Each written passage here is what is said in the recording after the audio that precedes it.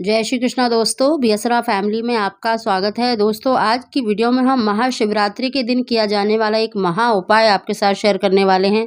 दोस्तों, इस उपाय को आप अपनी किसी भी मनोकामना के लिए कर सकते हैं।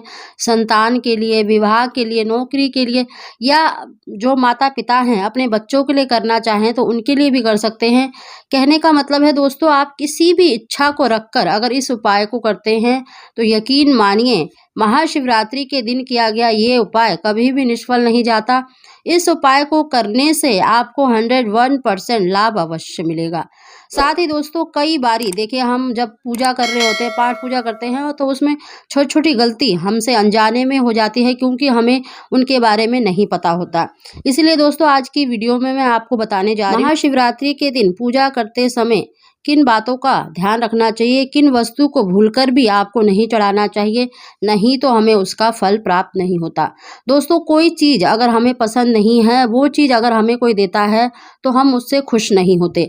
इसी प्रकार जो भगवान शंकर को जो वस्तु प्रिय नहीं है, अगर हम वो उनको चढ़ाते हैं तो इससे हमें पूजा का जो फल है वो प्राप्त नहीं होता।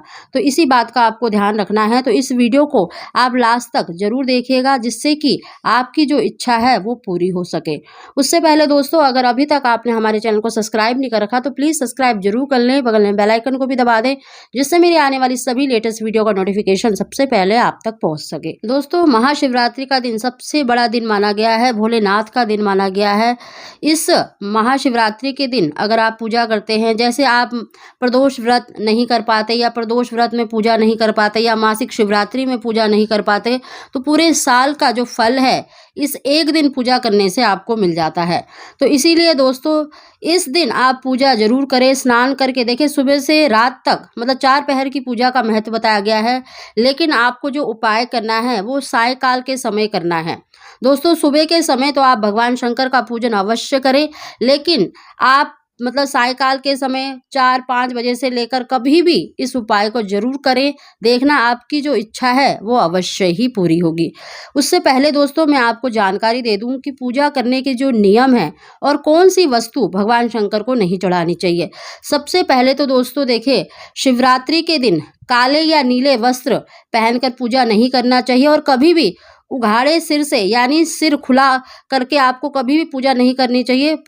पूजा हमेशा सिर ढककर ही की जाती है। और भगवान शंकर को देखिए, हल्दी, कुमकुम, उबला हुआ दूध, केतकी के फूल या कटा फटा कोई भी फल या बेलपत्र नहीं चढ़ाए जाते। तो इस बात का आपको विशेष रूप से ध्यान रखना है।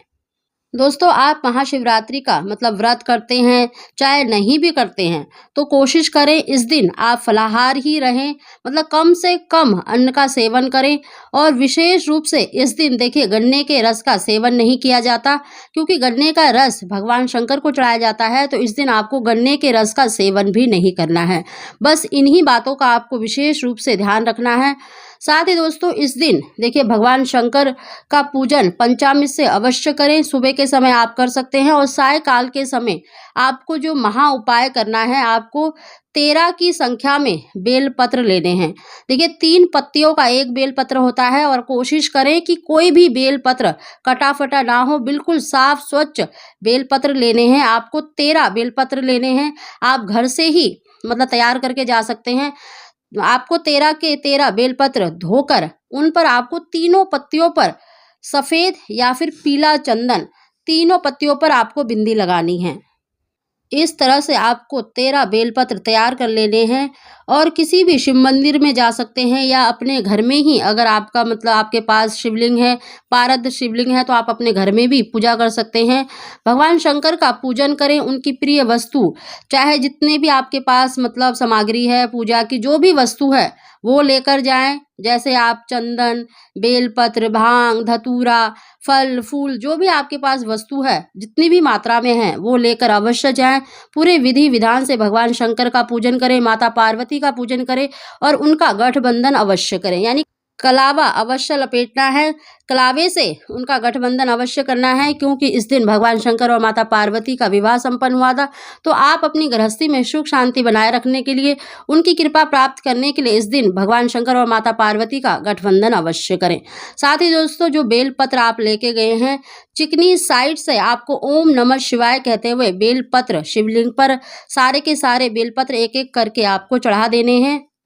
और जो भी आपकी इच्छा है सच्चे मन से भगवान शंकर से प्रार्थना करें, उनके ऊपर छोड़ दें कि जो भी आपके जीवन में परेशानी चल रही है या जिस भी कार्य में आपके बाधा आ रही है, वो सभी मन में आप उनको दोहराएं और भगवान शंकर पर सभी अपनी परेशानी, सभी अपनी इच्छाएं उनको समर्पित कर दें और भोलेनाथ से सच्चे मन से प्रार्थना जरूर करें। और वहाँ पर बैठकर या आप वहीं पर खड़े होकर ओम नमः शिवाय का एक माला का जाप जितना भी आप कर सकते हैं वो जरूर करें और धूप दीप कपूर से भगवान शंकर की आरती अवश्य करें। दोस्तों, है तो ये छोटा सा उपाय, लेकिन पूरे साल के जो प्रदोष व्रत होता है या मासिक शिवरात्रि का जो फल होता है वो इस दिन एक दिन पूजा करने से आपको प्राप्त हो जाता है। साथ ही दोस्तों, इस दिन आपको भगवान शंकर को भोग भी अवश्य लगाना है। आप खीर का भोग अवश्य लगाएं और उस खीर को प्रसाद स्वरूप स्वयं भी अवश्य ग्रहण करें। पति पत्नी अगर संतान की इच्छा रखते हैं, पुत्र की इच्छा रखते हैं, तो दोनों मिलकर उसको ग्रहण करें। सह परिवार में भी उसको अवश्य ही बांटें।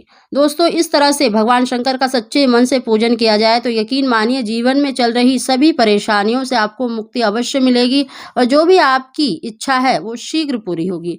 दोस्तों, अगर आपको हमारी जानकारी वीडियो पसंद आई हो तो प्लीज़ इसको लाइक शेयर जरूर करें। आप सभी को जय श्री कृष्ण।